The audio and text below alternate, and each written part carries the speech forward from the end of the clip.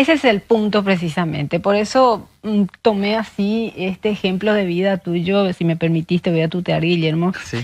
Porque creo que es una de las maneras de poder llegar del otro lado. A mucha gente que quizás está del otro lado no puede definirse, no puede decidirse. O simplemente se agarra del no puedo. ¿Será que voy a poder? Esas dudas que, por supuesto, pueden pasar. Pasan, claro. Pero es darle la vuelta. Y es eso lo que pudiste lograr. No sé ni por dónde empezar contigo, Guillermo, porque me parece tan interesante tu historia, así que les invito también a la teleaudiencia quienes están allí que nos acompañen. Bueno, ¿cómo surge esta situación? Porque entiendo que fue un sistema de becas y bueno, ¿cómo surge? ¿Dónde estudiaste en primer lugar tu colegio? Yo hice mi colegio en el Técnico de las Américas de Ñemby, soy de la ciudad de Ñemby originariamente, y hice ahí la parte de administración de empresas. Y recuerdo que mi sueño para estudiar en la universidad era economía. Yo quería ser economista. Y por situaciones financieras de mi familia no pude estudiar economía. No podía pagarme las universidades privadas y tampoco podía estudiar en la nacional porque el horario era bastante irregular y yo tenía que trabajar para poder pagar mis estudios. Entonces, terminando el colegio, ya empecé a trabajar en el mercado de San Lorenzo. Trabajaba como vendedor de un bazar. Y ahí empecé y recuerdo que mi primer salario era 350.000 guaraníes a la semana. Así que, bueno, una linda experiencia fue esa en el mercado que me ayudó efectivamente después a poder estudiar, conseguir una beca de estudios. No para una carrera que a mí particularmente me gustaba, pero era mi familia la que me insistía de que tenía que estudiar, que tenía que seguir estudiando. Entonces opté por la carrera de lengua inglesa y educación en la Universidad Evangélica del Paraguay, que me dio una beca del 50%. El de Cotla Rosa. El de Cotla Rosa, la Universidad Evangélica. Sí. O sea, está en el campus Gutenberg. Sí. La que está ahí. Sí. Y ahí me dieron una beca del 50% y gracias a eso pude empezar a estudiar en la universidad. Sí. Bueno, eso fue acá. Eso fue acá en Paraguay. ¿Terminaste la carrera de lengua inglesa acá? Sí. Sí. ¿Que fueron cuántos años? Fueron 4 años. La licenciatura. Sí, la licenciatura. Fueron 4, en realidad siempre son 5 años, pero yo hice mi tesis en el último semestre ya y defendí apenas terminar los exámenes finales. Entonces liquidé la carrera en los 4 años y después ya me postulé a la maestría. Pero sí, a medida que iba estudiando mi carrera de lengua inglesa, ahí fue donde yo transicioné. Tuve la oportunidad de empezar a enseñar como docente y empecé en el Centro Educativo de la Amistad, un colegio que está en el Bañado Norte, es un colegio misionero y esa experiencia transformó mi vida. Porque vi cómo la educación transforma vidas, transforma familias, transforma comunidades. Entonces dije, bueno, acá yo quiero ser un agente de cambio para mi país. Acá es donde está mi vocación. Entonces es como que voy dejando de lado ese sueño, esa idea de estudiar economía y se transforma, mi vida gira a 180 grados y digo, quiero ser un educador. Y eso fue lo que me inspira a poder estudiar una maestría en educación, para seguir formándome en esa área y tener una gama más amplia de conocimientos y habilidades para poder invertirlas acá en Paraguay. Bueno, realmente una experiencia muy interesante, sobre todo el lugar donde te tocó desarrollarte y ahí es donde se ve la realidad del país, ¿no?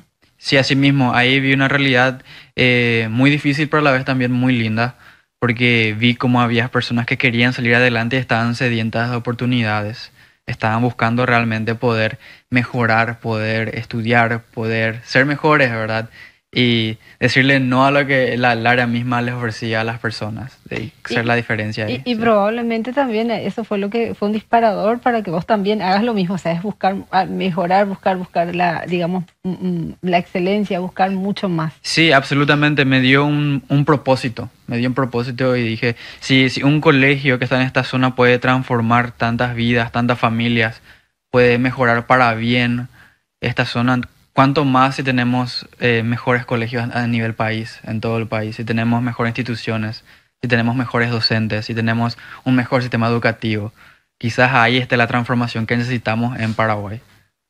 Bueno, ahí te tocó estar cuánto tiempo después ya de tu maestría, terminaste allí durante ese proceso o... ¿En el colegio? No, sí, enseñando en el colegio. Claro. Sí, estuve ahí casi 4 años. Estuve casi 4 años, enseñaba desde el preescolar hasta el 3er año de la media y eso empecé con 18. Ahí eras el teacher. Sí, ahí era el teacher, sí. Empecé con 18 años, sí. Y estuve hasta los 21 años enseñando ahí. Y cada tanto siempre vuelvo a participar en las actividades culturales, me Qué invitan y es lindo. muy lindo ver que la institución sigue creciendo y que tus alumnos te recuerden también, es muy Ah, lindo. eso sí. Porque significa que dejaste una huella en ellos y se siguen recordando de vos, de las anécdotas de la clase o incluso de las cosas que le enseñaste. Y algo tan gratificante que no se puede comprar con el dinero del No, no, mundo, eso no ¿no? tiene precio, No ni con todo tiene el dinero del precio, mundo. sí. Es increíble. Sí, esa experiencia fue la que marcó mi vida y me dijo, que me marcó y me mostró que yo tenía que estar en la educación. Bueno, luego de esa experiencia, ya, digamos, de desarrollo mismo de tu conocimiento de aquí y el amplio conocimiento de lo que es la educación paraguaya, con miras, ¿verdad? Con esa esencia. ¿Cuál fue, digamos, el siguiente paso para que te abra las puertas y la opción de una beca para ir a estudiar al extranjero? Es un caso muy curioso porque yo no pensaba postularme a la Universidad de Oxford. Yo tenía el pensamiento de a mí no me van a aceptar ahí. Es la número uno del mundo y Sí. no tengo chance. Entonces había terminado mi carrera de lengua inglesa, había cuidado obviamente mi promedio, mis calificaciones, siempre estaba tratando de mantener la excelencia académica en ese sentido. Y fue ahí que empecé a buscar programas de maestría. Busqué en Australia, busqué en Nueva Zelanda y veía las universidades que aceptaban más paraguayos y por lo que me decía otra gente. Entonces le comenté esto a mi familia y fue mi papá el que me dice, ¿y por qué no te postulas a Harvard, Yale, Stanford, Oxford, Da por lo Cambridge? grande, ¿eh? Sí, y yo le dije, papá, ¿qué me van a aceptar a mí? ¿Qué me van a aceptar a mí de Paraguay? Hay tanta gente brillante alrededor del mundo y que me acepten a mí sería algo milagroso. De esa manera pensaba yo, sí. Pero se me quedó esas palabras de mi papá en mi cabeza. Y dije, ¿por qué no? Entré en internet, nadie me asesoró, siempre mucha gente me dice, ¿cómo hiciste? Claro. Googleé, Claro, es que busqué el en internet, sí. ratoncito siempre consigue algo, es Sí. increíble, siempre digo, entren nomás y vean, becas hay un montón, ¿no? Hay Pero demasiadas. hay que hurgar, hay Sí, que estar sí, ahí sí. ratoncito. Bueno, Y te a mí- tocó un buen día ser ratoncito. Sí, y a mí nadie me asesoró, entré, googleé, busqué en internet y entré en la página de la Universidad de Oxford, vi las carreras que tenía y vi que había una que iba muy de acuerdo a mi perfil, que era la maestría en educación y el énfasis era en cambios digitales y sociales. Oh, Yo había hecho mi tesis de grado justamente en el uso de redes sociales como herramienta educativa, algo que iba muy de la mano con el mundo digital en la educación, y dije, ¿por qué no? ¿Por qué no postularme acá? Vi los requerimientos y vi que cumplía con la mayoría de ellos, ahí me dio un poco de esperanza y dije, ¿por qué no? Y anteriormente había buscado otras universidades, había buscado en Harvard, Stanford, Yale, después que mi papá me dijo eso, pero todo era bastante costoso. mm. Y yo tenía en mira, quizás, si no la beca de la universidad, quizás la beca del Estado paraguayo, que es la Claro. becal, ¿sí? Sí, sí, la La beca Carlos Antonio López. Entonces vi la carrera, vi el perfil y vi también el costo y cerraban los números y dije, ¿por qué no? Entonces preparé, hice mi documentación, hice los exámenes de lengua inglesa, hice también varios ensayos académicos, tenía que presentar un sinfín de documentos. Es un proceso largo, pero está bastante explícito en la página, te dice paso a paso qué tenés que subir, cuándo, cómo, dónde, y fui siguiendo ese proceso, que cuando cuento parece rápido, pero fue un proceso de varios Me meses. imagino. Sí, entonces yo me postulo y dije que sea lo que tenga que ser. Entonces espero unas cuantas semanas, creo que fueron 4 o 6 semanas más o menos, y me llega el primer correo. Ay, ay, ay. Sí. Y me dicen, queremos invitarte a una entrevista. Vimos Ujú. tu perfil y queremos invitarte a una entrevista. A veces ya significa que pasaste el primer filtro de Claro, selección. ya. Y yo me emocioné. Dije, 2 profes de la Universidad de Oxford me van a entrevistar. Dije, estaba tan feliz porque algo que no me imaginaba en mis Claro. sueños más locos.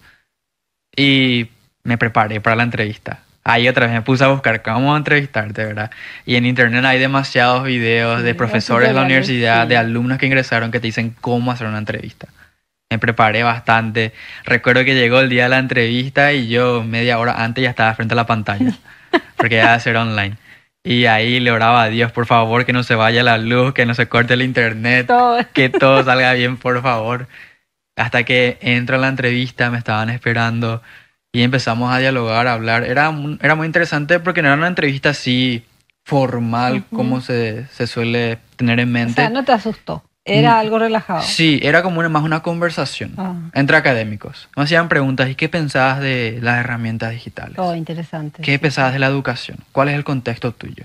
Y fue una entrevista muy amena, más como un diálogo entre ellos y yo, donde intercambiábamos ideas. Claro, no fue eso de nosotros somos los profes, estamos acá arriba y vos ahí tenés que responder la pregunta con ese miedo. Fue una cosa así de igual a igual. Así mismo. Y me sorprendió. Hasta incluso me sentí tan cómodo que hice unas cuantas bromas y le hice reír a los profes. Entonces, ahí dije, bien, hay puntos extra. Hacer reír al profe y punto extra. Entonces, sí, me fue bastante bien en la entrevista. Me sentí bastante cómodo y ahí otra vez tenés que esperar. Claro. Esperar un proceso larguísimo. O sea, son otra vez 6 semanas de sí, si no, estás ahí. La gente que te acompaña te pregunta y después, ¿qué pasó? ¿Cómo va? Y vos, no sé, todavía me van a decir... Y hasta que pasan las semanas y me llega la carta. Me llega y me dice, junto está tu carta, el resultado. Y ahí entro a leer y efectivamente era mi carta de admisión. Me emociono, le cuento a mis padres, le cuento a mis amigos que me habían aceptado. Y de ahí empezó otro proceso porque la carta que me habían dado era la carta de admisión condicional. Me faltaban todavía documentos que presentar. Porque yo había terminado la universidad en diciembre y ya en febrero me postulé. No tenía ni mi título de grado porque claro, y encima acá y estábamos en pandemia otra vez. Qué lindo. Entonces esa fue otra travesía impresionante porque conseguir los documentos fue una pesadilla acá en Paraguay. Uno por la pandemia y dos por la burocracia interminable de poder conseguir el certificado de estudios original, el título ya todo apostillado y también con que esté en regla. Y tardé bastante. Y yo recuerdo que sobre la hora me dicen desde el Ministerio de Educación que no iban a poder darme el título para la fecha que yo solicité. Y me desesperé y le escribí un correo a la universidad, le expliqué la situación y gracias a Dios me entendieron. Y me dijeron que querían una carta de el decano de mi universidad firmando con la coordinadora de mi carrera que indique qué carrera terminé, cuándo terminé y con qué promedio. Sí, con qué promedio. Esa era una constancia, ya era de universidad a universidad. Sí, y ahí fue como que... Y que por supuesto la universidad con gusto te la dieron. Sí, ahí sí, me la dieron con mucho gusto y entonces pude enviar eso. Y también fue el proceso de otros documentos que tenía que ir enviando que tardó otra vez unos cuantos meses. Y fue recién para junio que yo tuve mi carta de admisión incondicional, que mi lugar ya estaba asegurado. Y yo en ese proceso también estaba con la postulación a becal. No sabía si iba a tener la plata o no para irme. Pero yo la he hecho sí ya a la universidad creyendo que me iba a ir. Entonces fue todo fue un estrés muy grande. La gente muchas veces no conoce esa parte de la historia, porque para becal es otro proceso, más documentos, entrevistas, y tenés que esperar que salga la lista de preseleccionados y después va a estar una lista final de seleccionados. Y gracias a Dios sí, esta vez fue mucho más rápido y ya está en la lista de preseleccionados en el número 1, y sos el número 1 difícil que no te den la beca. Claro. Y después hice una entrevista y después de la entrevista sí se confirmó mi lugar. Y ahí pude avisarle a la universidad que ya tenía para los fondos. Ahí respira. Sí, ahí respiré. Ya tengo cómo pagarle, dije. Claro. Entonces, eso fue otro documento que me faltaba para mi admisión incondicional. Y gracias a Dios, Becal rápidamente me respondió, me mandó una carta a mí a la universidad diciendo que me habían otorgado la beca y que ellos iban a hacerse cargo del costo de la maestría ahí en Inglaterra. Y cuando cuento también así parece que es muy, muy rápido, que me postulé a una beca, me salió, me postulé a Oxford, me salió. Pero antes de eso hay un sinfín de becas que me había postulado y siempre era muchas gracias por participar. Sí, seguí intentando. Sí, seguí intentando. Muchas gracias. Te vemos, te esperamos el siguiente año. Tienes un potencial fantástico, todo lo que... Sí, que sos el mejor, pero no quedaste. Pero no quedaste igual. Entonces, si yo me postulé a becas de idiomas, no me salió. Me postulé a becas de intercambio, no me salieron. Me postulé a becas de grado en otros países y tampoco me salió. Entonces, ya también después de tanta frustración, hubo un tiempo que decidí ya dejar de postular y enfocarme solamente en mi carrera acá en Paraguay. Y después, una vez terminada esa carrera, fue que volví a decir, bueno, vamos a intentar otra vez. Y fue ese último intento que se dio y en qué lugar, ¿verdad? En qué universidad se dio. Y sí, ese fue un proceso bastante lindo, bastante interesante y algo que narro más a detalle en mi libro también. Ahí pueden conocer todos los Todos los detalles. Sí, detalles. sí, sí. Bueno, ¿y cuánto tiempo te tocó estar en Oxford? Estuve casi 2 años. Ujú. La maestría duró casi un año, eran 10 meses y si contamos la grabación eran 12 meses, porque después de haber terminado mi tesis de maestría, hice mi graduación fue en noviembre. O sea, mi tesis terminó en agosto y yo en noviembre tuve mi graduación. Y después me quedé trabajando como profe en un colegio ahí en Inglaterra y estuve ahí 10 meses también, Ujú. trabajando. ¿Eso era parte No, eso ya era eso aparte, era eso ya era mira, aparte, sí. Ya conseguí un trabajo y como becal me daba un año más de estadía, dije, ¿por qué súper no? bien. Sí, entonces Sí. aproveché y extendí lo más que pude y después volví a Paraguay. ¿Y Pero cómo te fue ahí, muy siendo bien, profe? muy bien, Sí. muy bien. Me querían mucho los chicos porque es alguien extranjero, entonces no están acostumbrados a que alguien extranjero les enseñe. Y fue una muy linda experiencia y muy lindo ver los colegios también por ahí, los colegios que son financiados por el Estado. Ujú. Es muy interesante el sistema educativo de Inglaterra porque tiene colegios públicos que no son financiados por el Estado, sino son financiados por la Iglesia Anglicana. Ah, Y sí. luego están los colegios estatales, que Ujú. esos sí son financiados por el Estado. Y luego están los colegios privados que Ujú. son súper caros y súper de élite. Entonces la mayoría va a un colegio público o a un colegio estatal. Yo estuve en un colegio estatal. Y era impresionante el sistema, o sea, todas las clases estaban bien equipadas, con pizarras inteligentes, sistema de audio, buena conexión a internet, los almuerzos eran buenísimos también, la comida en la institución eran muy buenas y los profes teníamos todos los equipamientos en la sala de profe, teníamos capacitaciones constantes, era muy lindo ver el sistema que tenían ahí. Y no estuve solamente en un colegio, estuve en tres en ese lapso de tiempo, porque a mí era una agencia la que me contrataba. Ujú. Entonces yo reemplazaba a los profes por cierto tiempo mientras ellos no estaban en el colegio. Ujú. Entonces me iba y cubría las materias. Una experiencia fantástica. Sí, fue muy lindo ver tantos colegios distintos y como todos tienen una muy buena calidad educativa. Y sí, profesionalmente me fue muy bien y académicamente también me fue bastante bien.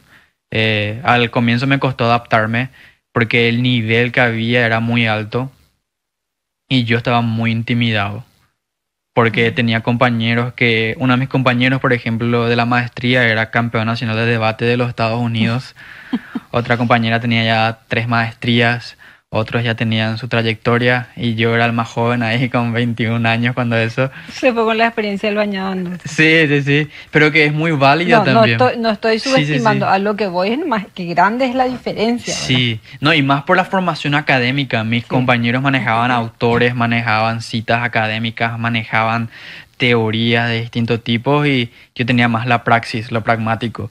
Y en las teorías me faltaba muchísimo, me faltaba muchísimo. Conocía las teorías de la lengua inglesa quizás o las teorías de la didáctica de la lengua inglesa, pero después cuando trabajas en un terreno más amplio y hablas de autores clásicos, de filosofía clásica, me perdía bastante y me costó muchísimo adaptarme. Y no solamente por eso, porque también llegué a la maestría un poco tarde, llegué 4 semanas tarde.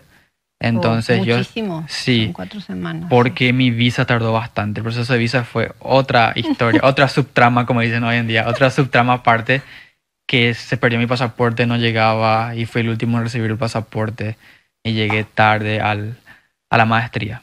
Pero llegamos, en fin. Claro, lo Llegamos, en importante es fin. haber llegado. Sí, ¿Se sí, pudo sí. recuperar esas 4 semanas en algún momento o ya fue Y gracias a imposible? Dios la universidad contaba con un sistema híbrido, entonces las clases eran presenciales y también virtuales. Ujú. Yo podía conectarme y escuchar las clases. Por lo menos eso. Sí, sí. Sí, era muy gracioso porque yo era el único que estaba virtual.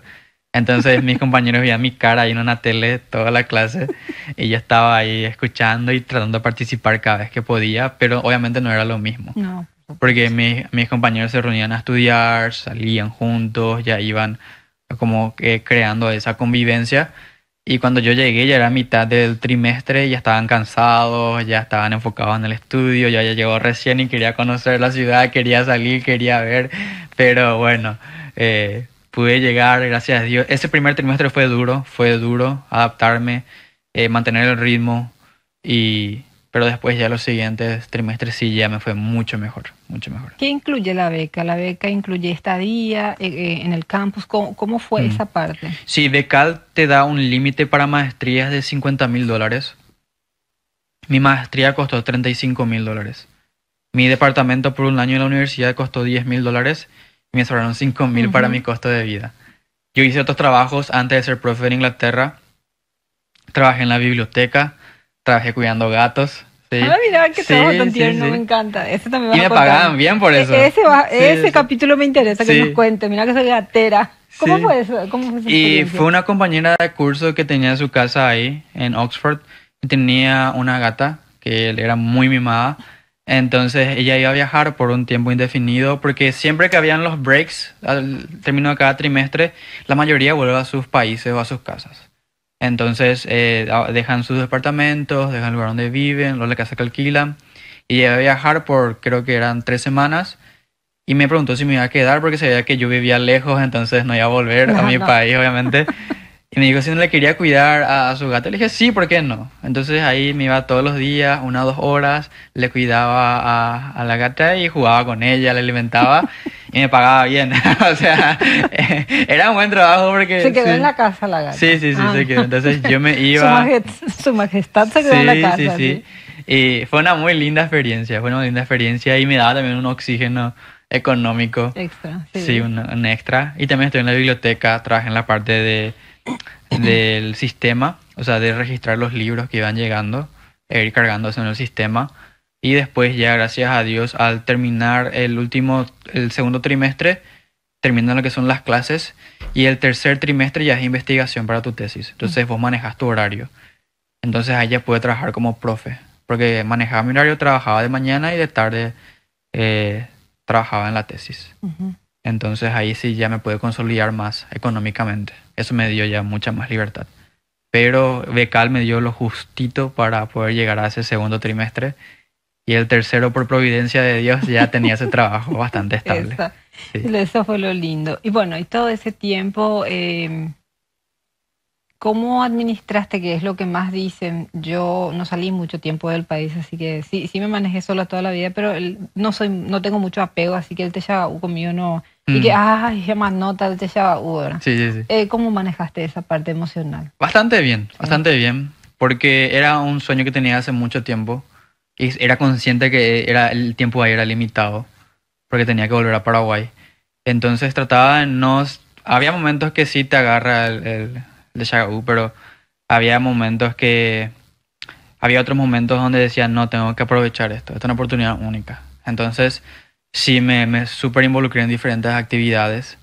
Estaba siempre activo y no tenía mucho tiempo para pensar en eso. Una optimización del tiempo full. Sí, de hecho que la universidad en sí tiene tantas actividades y pasa tanto en la universidad no es un lugar, es una ciudad entera. Entonces pasa tantas cosas ahí en la universidad que no te dan las 24 horas para hacer todo lo que quisieses hacer. Yo estaba involucrado en la iglesia anglicana, servía ahí, después fui líder de un grupo pequeño de estudiantes.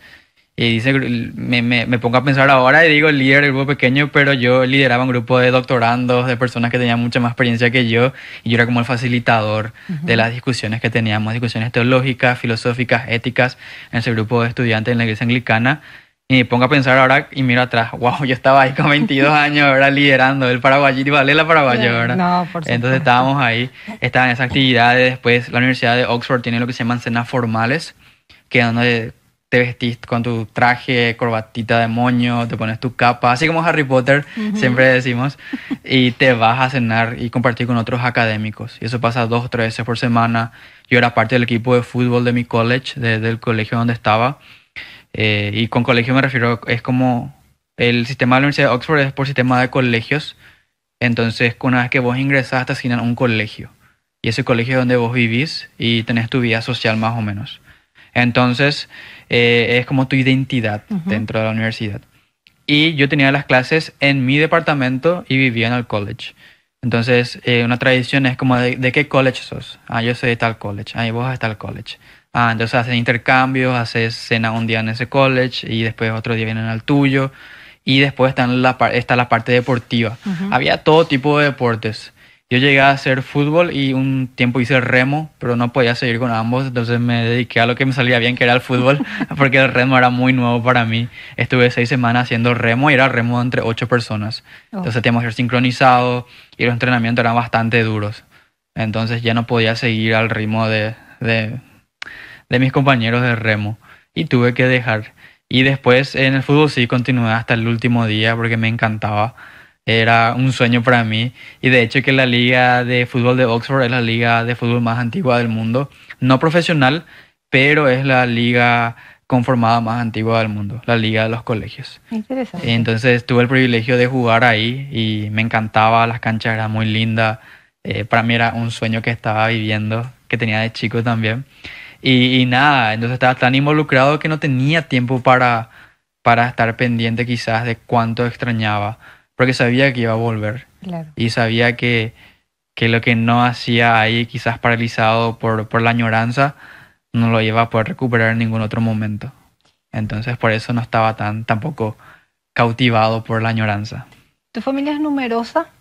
Sí, tengo, no sé si numerosa, pero tengo 2 hermanos mayores. Yo soy el menor de dos, perdón, sí, somos 3 y yo soy el menor. Y después mi familia extendida sí es más numerosa. Tengo muchos tíos, Ujú.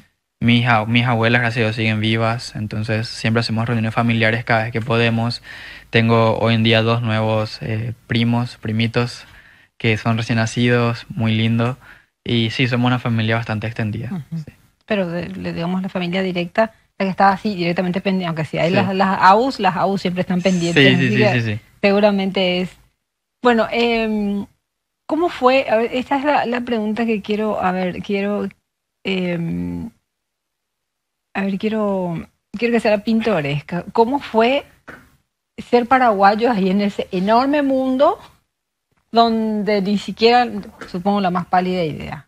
Desde explicar tu bandera hasta tu estilo de hablar, tu estilo de Sí. vestir, qué sé yo, un montón de cosas. Sí, yo siempre era el primer paraguayo que las personas conocían. Siempre, soy el primer paraguayo que conozco. Mucha gente, para mi sorpresa, llegué a conocer gente que sabía mucho de la historia de Paraguay, que estaba en la parte de literatura o incluso de Claro, historia. ese es un buen punto. Y era bastante interesante porque estar allá en Oxford y que conozcan tu país y tu historia te sorprende. Pero la gran mayoría no conocía.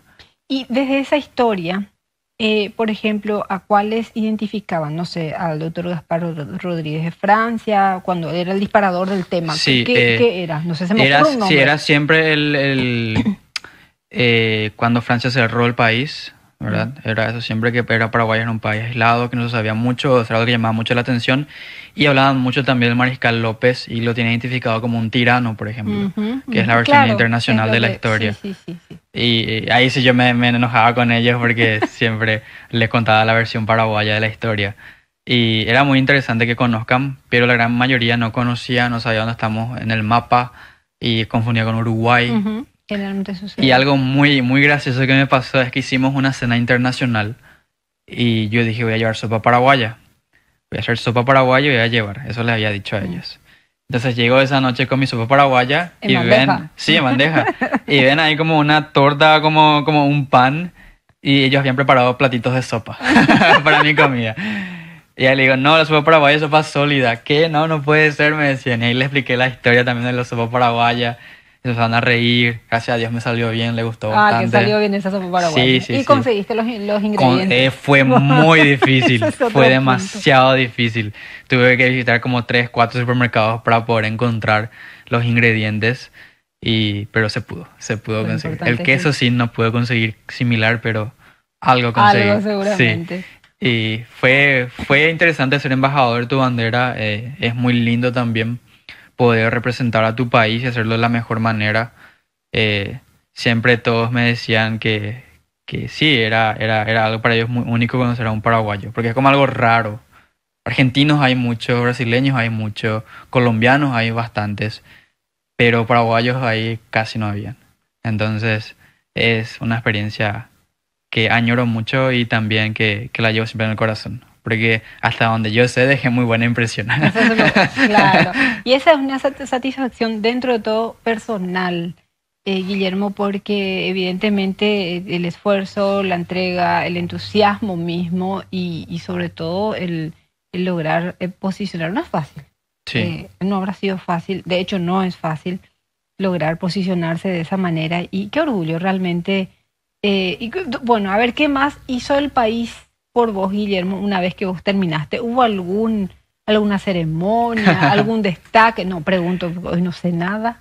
Sí, yo al terminar la carrera, la maestría, después de mi graduación, que fue en noviembre, escribí una carta en redes sociales que se hizo muy viral, no solo en Paraguay. Llegó a Argentina, llegó a México, llegó a Centroamérica. Se hizo demasiado viral y en Paraguay me entrevistaron de todos los medios, fui tapa de varios diarios eh, y también me entrevistaron en varios medios. Estuve ahí por las radios acá del Paraguay, por algunos canales del país y también estuve en la TV Argentina, me entrevistaron en la TV Argentina y en otros medios internacionales también. Ujú. Entonces sí, hubo mucho reconocimiento por esa parte y lo que más me gustó no es el reconocimiento mediático, sino el de la gente. Eso. Leer que la gente dice cosas tan lindas tuyas y después que te escriban por redes y te digan, mira, está mi hijo, él ahora está estudiando inglés, o mira, mi hijo ahora está haciendo su voluntariado para poder también tener esa ayuda social que muchas veces piden las becas. Y Sí, es sí. algo muy lindo saber que tu vida impacta a tantas personas y llena también, te da mucha satisfacción. Entonces, por esa parte, sí, bastante, hubo mucha buena respuesta de parte de los paraguayos. Y hasta hoy en día cada tanto se hace viral uno que otro post. También en redes sociales se llega a hacer unos cuantos videos que hicieron virales. En TikTok llegué a casi 10 millones de vistas, Wow. ¿verdad? El famoso TikTok. Y ahí sí, en TikTok fue como un catalizador, ¿verdad? Un punto de inflexión, porque 10 millones de vistas no es poca cosa. Entonces ya también empezó ahí como una pelea entre la gente que decía que yo tenía plata, por eso más podía ingresar, que era de familia de políticos y tenía contactos y por eso ingresé.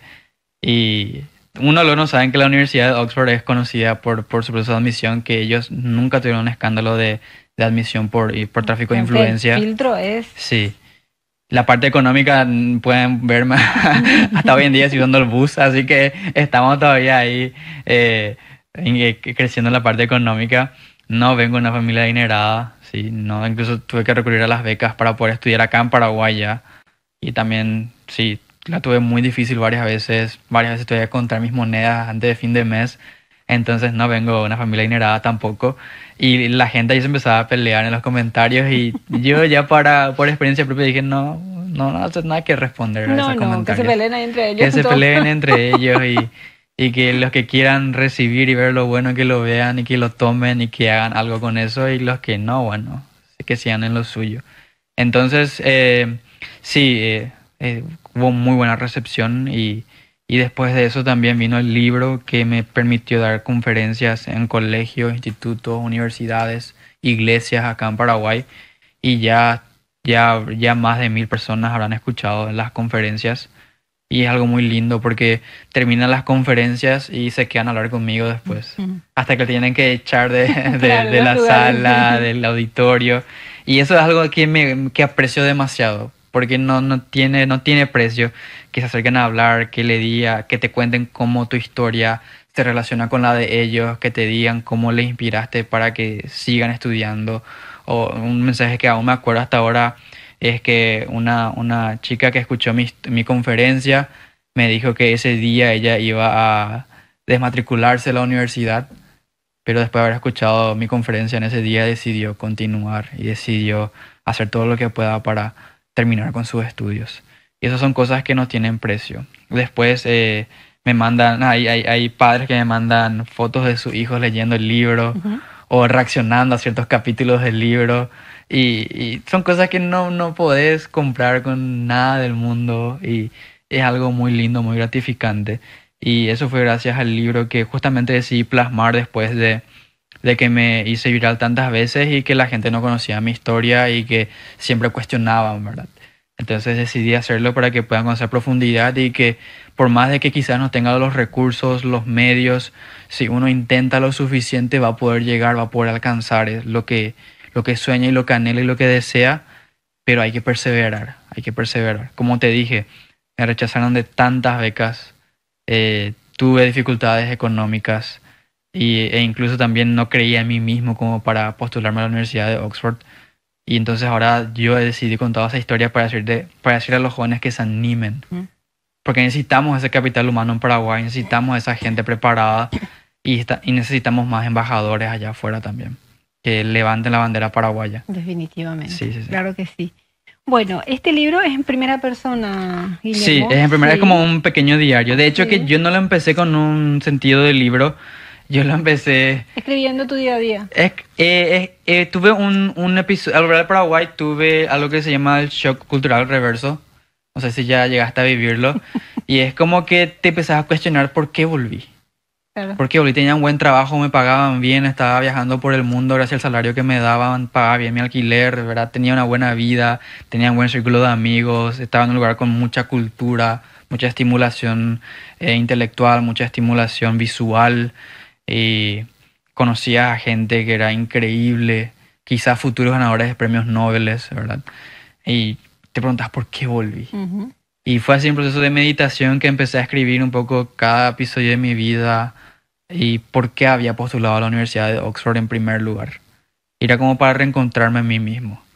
Entonces ese registro de mi vida fue tomando un poco de forma hasta que después lo compartí con un profesor y me dijo, tenés que publicar, tenés que Ujú. publicar. Y él me hizo las revisiones ortográficas y demás también. Y después me animé y decidí publicarlo. Y gracias a Dios hubo una muy buena recepción. Muy buena recepción. Está disponible en el lector acá en Paraguay. Sí. Y también está disponible en Amazon en formato digital y físico. Pero en Paraguay Amazon no llega. Entonces mejor si se van con el lector a conseguirlo.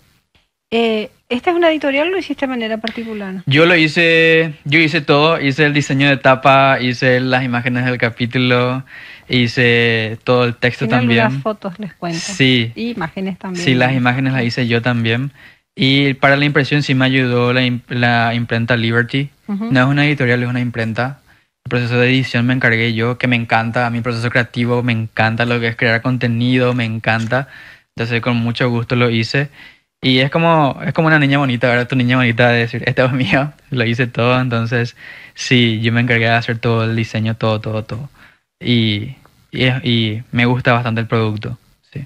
Eso es lo más importante. Bueno, este libro fue editado ya post pandemia, o sea, lógicamente el año pasado, ¿verdad? Sí, el año pasado. Va a 2023. cumplir un año en abril. Va a Está cumplir un año en pequeñito abril. todavía. Sí, está pequeñito, sí. Va a cumplir un año en abril. ¿Cuánta tirada? ¿Cuánta fue la tirada? ¿Cómo? ¿Cuánta fue? ¿Cuántas cuántos impresos? Esta ya es la cuarta edición. Oh, Entonces, ahora estamos un poquito por encima de las 500 impresiones. Ya.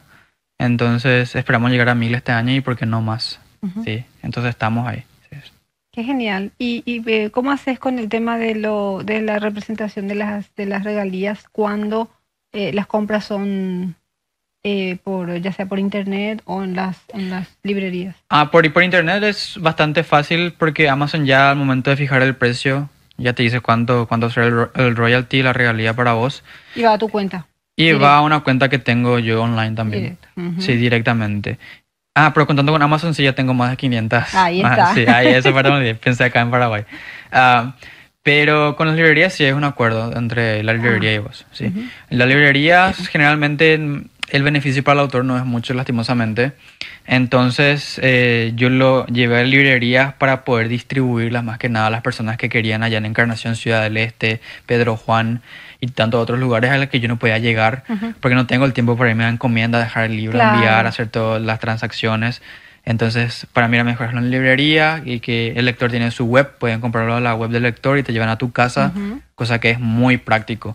Entonces, por ese lado lo llevé a las librerías y hasta ahora el momento está yendo bastante bien. Qué genial. Bueno, supongo que habrá un siguiente capítulo ya de un libro. Se está gestando, ¿verdad? Probablemente. Yo no escribo pensando hacer un libro. Me gusta escribir, pero no escribo pensando en un libro. Bueno, así nació este. Así nació este, Así sí. nació este. Sí. De hecho que ahora recientemente me contrataron para una revista de México. Voy a ser ahí uno de los escritores de la revista y voy a estar publicando artículos mensuales. Ay, qué genial. Sí. Qué bueno. Entonces voy a hablar de temas sociales y educativos más que nada. Y me contaron que acabas de aterrizar, de llegar de la India, mano. Contanos tu experiencia, ¿qué te llevó hasta la Sí. India? Hay un convenio Entre la Embajada de la India y el gobierno de Paraguay. Esto lo digo para que todos los paraguayos puedan también animarse a postular. Los requisitos son de tener 25 años cumplidos y un título universitario y que un curso del convenio te acepte. Y hay cursos para todo y para todo. Hay de todas las áreas de estudio, medicina, negocios, STEM, humanidades, ciencias sociales, hay de todo. Entonces yo me postulé a un curso de robótica, porque yo trabajo en lo que es robótica educativa con la empresa Reduca Paraguay. Y soy consultor y analista educativo ahí.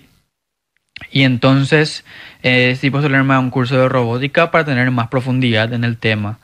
Y fue muy interesante porque el jueves, hace 2 jueves, me aceptaron al curso. Perdón, un martes me dijeron que me aceptaron al curso y el jueves la embajada me llama y me dice, tenemos tu pasaje y tu visa, tenés que irte a la India. ¿Qué? Volás mañana. Ay, qué gusto. Y el viernes al mediodía ya estaba saliendo para la India. Fueron 2 días de viaje de ida y 2 días de vuelta, casi los mismos días que estuve ahí. Y me fui a la India en Más bien más viajando te pasaste, pero bueno. Sí. Y me fui a la India, al Instituto Tecnológico de la India, de Kanpur, que me estaban comentando es la universidad que más difícil es de ingresar en el mundo.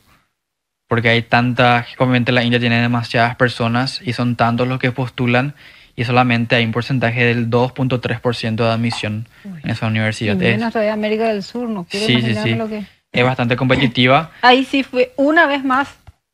Sí. El 1%. No sé por qué, bueno, se aplica eso, pareciera ser. Y sí, entonces fui aceptado y me fui a hacer un curso de robótica de 1 semana para aprender un poco el trasfondo de la robótica. Y esta universidad, el IIT, que le dicen en inglés, es como el MIT de la India. Ellos hacen todos sus robots desde cero. O sea, hacen el hardware, hacen el software, hacen toda la programación, todo. Y nos mostraban un poco su trabajo y yo me quedé impresionado. Porque muchas veces hay tantos estereotipos de la India que uno piensa mal, pero me fui a ver el lado bueno de la India y vi, wow, qué lindo sería que en Paraguay el día de mañana tengamos nuestro instituto de tecnología y nuestra gente hagan los robots y demás. Porque fíjate que, no sé si tuviste la oportunidad de hacer unos recorridos por algunos colegios. Los chicos son súper creativos y es increíble todo lo que logran con lo que tienen, porque tampoco, o sea, es increíble todo lo que están haciendo. Yo estuve trabajando a la vuelta de Paraguay como consultor para la Unión Europea con el Ministerio de Educación y justamente hicimos un espacio, o sea, desarrollamos un proyecto que se llamaba Espacios Creativos y eran clubes de STEAM en los colegios nacionales donde los chicos hacían proyectos con aprendizaje activo, el hands-on learning, ¿verdad? Y un poco de lo que era el aprendizaje lúdico a través de juegos. Y ellos construían proyectos. Y me fui a la exposición y me quedé impresionado por la creatividad de los chicos.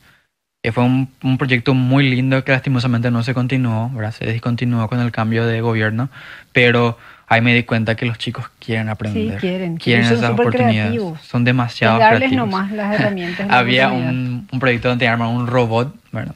Y los que podían tenían la posibilidad de ponerle un motorcito, los que no, obviamente hacer solamente la maqueta del robot. Y en un colegio un chico hizo un traje de Transformer y él era el robot. Y era impresionante cómo se transformaba en auto y después se transformaba en robot y él hacía todo, ahí la coreografía. Era algo espectacular, así, tan lindo ver. Y en el Chaco, por ejemplo, había un proyecto que usted tenía que usar cartón, pero no tenían cartón y lo hacían con arcilla, por ejemplo. Algo muy interesante también ver otra realidad ahí en Paraguay. Sí. Y también me tocó ver la Liga Nacional de Robótica, ahora con Reduca, y eran niños de 6, 7 años programando el robot y armando su robot para pasar los distintos obstáculos. Yo me quedé, wow, impresionado. Y si todos tuviésemos esas oportunidades, ¿verdad? Que sea expandida a nivel nacional, sería muy lindo. Qué lindo sería, ¿no? Que todos tengan acceso a eso.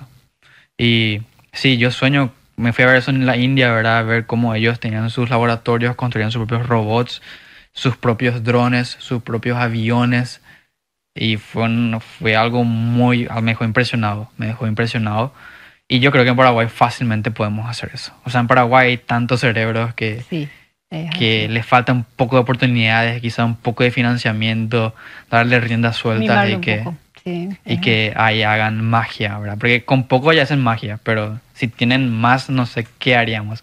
Como se dice, el paraguayo no conquista el mundo porque hay bueno más. Porque ahí está.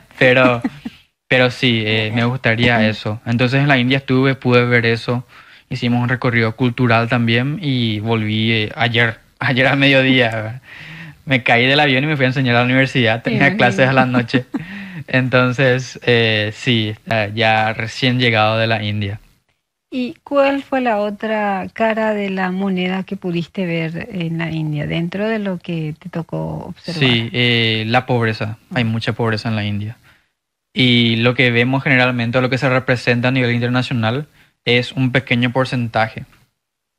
Yo me fui con la idea de que todos hablaban inglés, porque me habían comentado que en la India el inglés era como el lenguaje, la lengua franca, el lenguaje que la mayoría habla.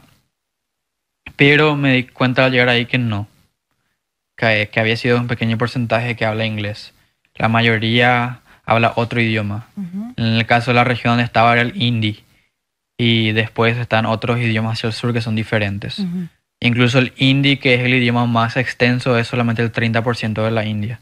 Después hay distintos Como idiomas. regional, entonces Sí, manejan su propio sí. idioma o Y dialecto, al no sé. final los que hablan inglés son solamente aquellos que tienen la Estudiados. capacidad de estudiar.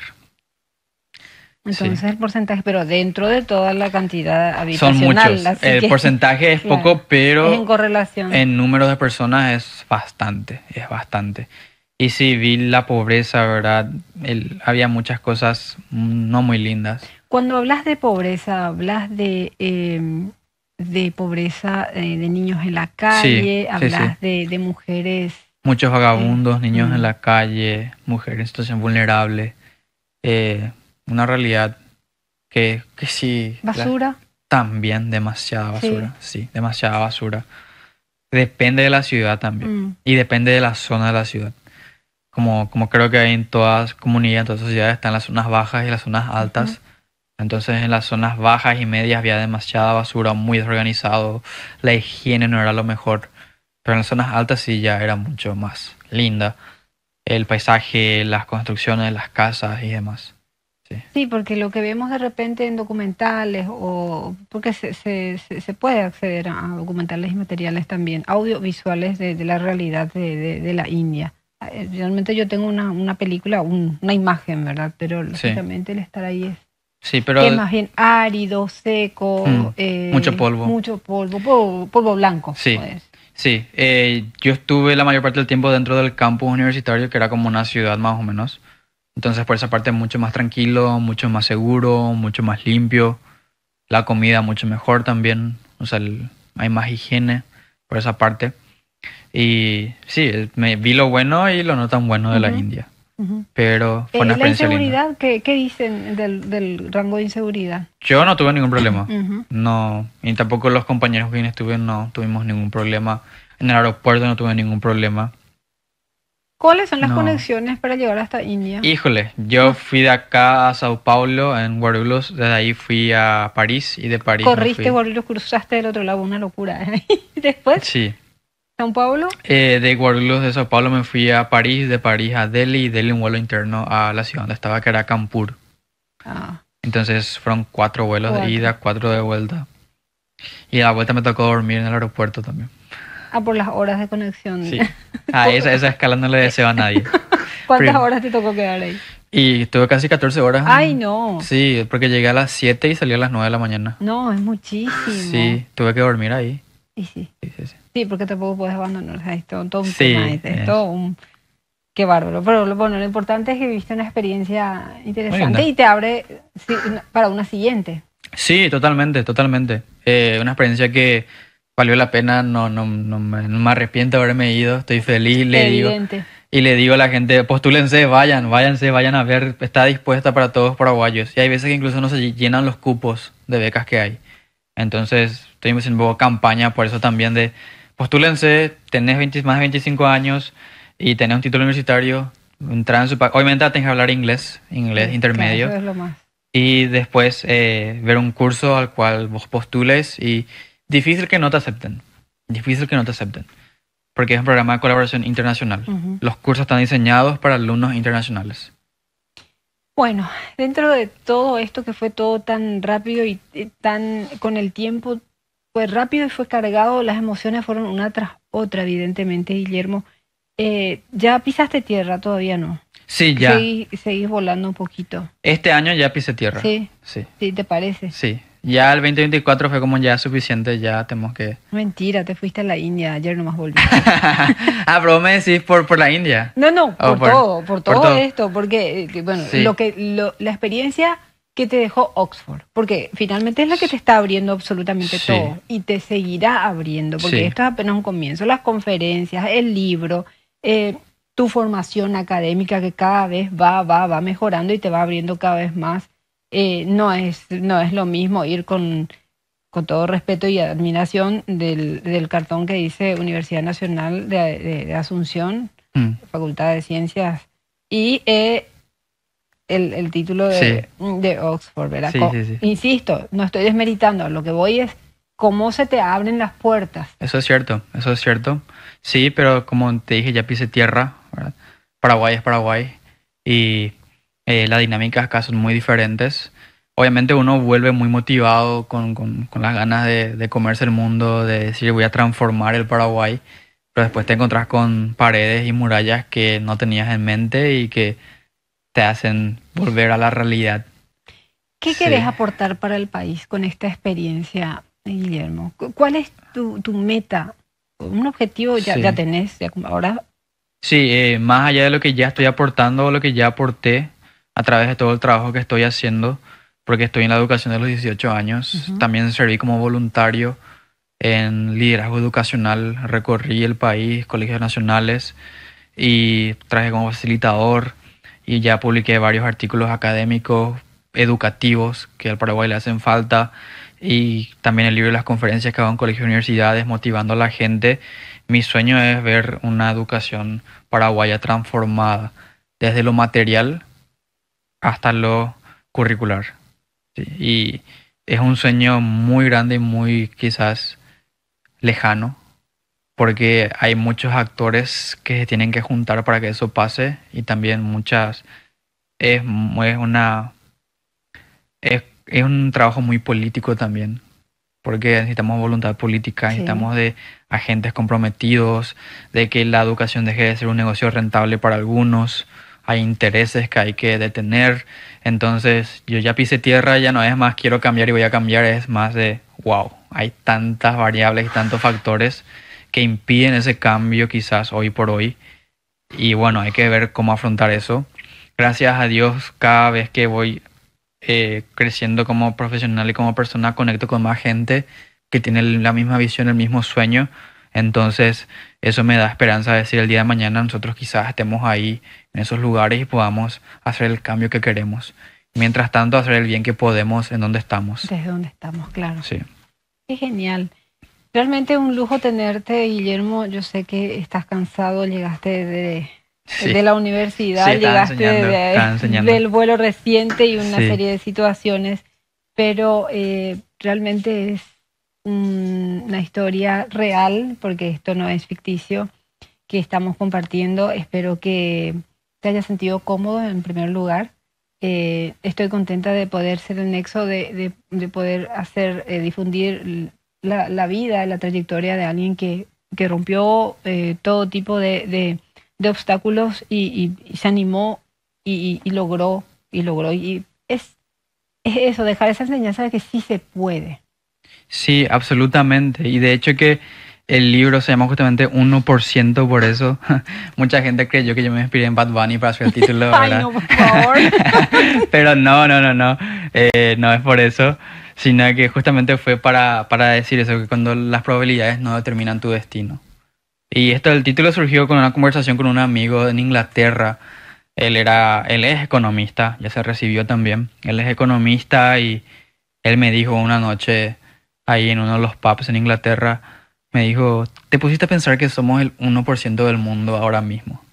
Y yo le dije, ¿qué me estás diciendo? ¿Verdad? Vos ya estás medio borracho, ¿qué te pasa? Muchos números.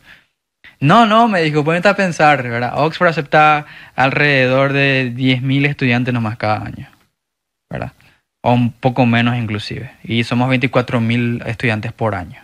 Si tomas eso en cuenta y pones en perspectiva con la población mundial, somos mucho menor al 1%. Somos como el 0,00001. Pero inclusive si tomas la población de estudiantes universitarios, igual somos menor al 1%, me dice. Y ahí me quedé pensando, ahí me cayó la ficha. Claro. Oh, qué privilegio estoy viviendo.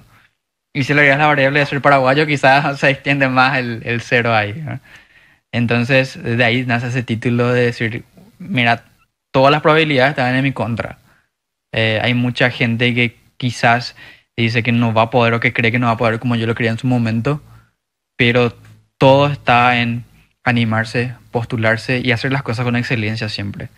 Porque así como digo, yo me postulé, pero también desde mis inicios cuidé mi promedio académico, estuve involucrado en voluntariados, estuve involucrado en artículos académicos, redacción de artículos académicos, estuve metido en programas de liderazgo, estuve sirviendo a mi comunidad siempre.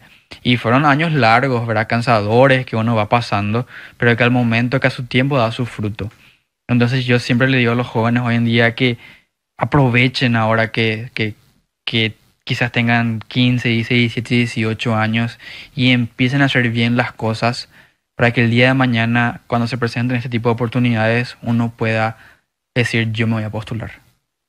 Yo me voy a postular, que vean los requisitos y que cumplan con los requisitos y puedan realmente ampliar este número que no sea más un 1%, ¿verdad? Acá en Paraguay. Sí. Qué lindo sería. Entonces sí, le digo a la gente que se anime, que haga bien las cosas, que sea fiel en lo poco y va a ser puesto sobre mucho y que puedan realmente también ser pacientes porque en su momento van a cosechar el fruto que deben cosechar, para bien o para mal.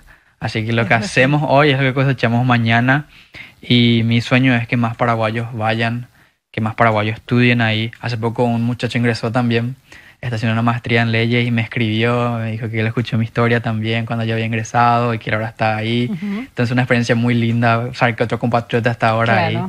Y nada, que le digo a la gente que se anime y que sueñe ser parte del 1% y que cambie esta cifra y que seamos muchos más los que estudiemos ahí. No solamente en Oxford, puede ser Harvard, Yale, Stanford, una Ivy League o la top 10 del mundo. ¿Por qué no? De hecho, que creo que hay, o sea, nosotros estuve entrevistando a más de un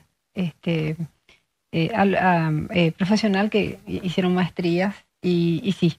Así que creo que estamos. Intentando ir más allá, así que me parece súper oportuno también. Una profe del MIT dijo no hace mucho en el Congreso de la Nación que Paraguay es un exportador de cerebros. Oh, qué bueno, sí. Qué orgullo. Entonces, paraguayo que sale afuera, paraguayo que sobresale. Entonces en Paraguay se puede, estamos para grandes cosas. Así que hay que dejar de lado esas leyendas urbanas y esos tabúes, porque sí se puede. Yo insisto mucho en ese sentido, que sí se puede. Y tal vez ninguno de los dos hubiésemos estado aquí si es que nos quedábamos empantanados. Totalmente. Es así. Animarse, así mismo. Gracias, Guillermo, por estar con nosotros y compartir con nosotros tu historia de vida. No, gracias a ustedes por la invitación, gracias a ustedes por tenerme acá y es un privilegio estar en este estudio tan legendario, ¿verdad? Y nada, gracias por darme el espacio para compartir con ustedes. Bueno, así compartimos este bloque con la historia de vida de este joven paraguayo que le desafió al mundo mismo. Él es magíster en educación, es graduado de la Universidad de Oxford. Nos enteramos un poquitito de su historia. Es licenciado en lengua inglesa y educación. Es autor, escribe libros, también escribe artículos, es conferencista, es consultor y también investigador en la educación. Así que, bueno, un lujo realmente tenerte en este espacio, Guillermo, y gracias también a la audiencia, quienes nos siguieron atentamente y, bueno, por sus comentarios también a través del WhatsApp. Bueno, cerramos este bloque, le deseamos éxitos en esta siguiente etapa y seguramente en algún momento vamos a volver a charlar para hacer este espacio que sea motivacional, porque realmente lo es. Claro que sí, claro que sí. Dios quiera que nos encontremos otra vez y sé que nos vamos a encontrar otra vez. Hay mucho más por lo que luchar y que alcanzar, así que vamos a estar siempre ahí trabajando por el Paraguay y apuntando en alto siempre. Siempre, claro que sí.